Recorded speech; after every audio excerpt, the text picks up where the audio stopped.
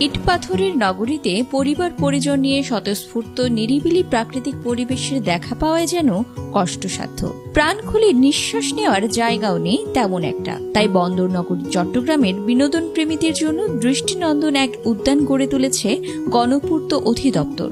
সপ্তাহব্যাপী কাজে ডুবে থাকা মানুষের ছুটির দিনে স্বস্তির নিঃশ্বাস নেওয়ার মতন জায়গা তৈরি হয়েছে নগরীর বায়জিৎ থানাধীন সেনানিবাস সড়কের বাম পাশে বায়জিৎ সবুজ উদ্যান। উদ্যানে পরতে পরতে সাজানো ৪১ প্রজাতির বৃক্ষরাজির সবুজায়ন। হেঁটে হেঁটে ক্লান্ত হয়ে পড়লে বসে দুদণ্ড জিরিয়ে নিতে রয়েছে বসার বেঞ্চ। প্রায় ৪,০০০ ফুটের ওয়াকওয়ে রয়েছে শিশুদের সময় কাটানোর বাহারি খেলনা। ২ একরের বিশাল জায়গা জুড়ে বায়জিৎ সবুজ উদ্যান ৮ কোটি ২৩ লাখ টাকা ব্যয়ে নির্মিত করা হয়।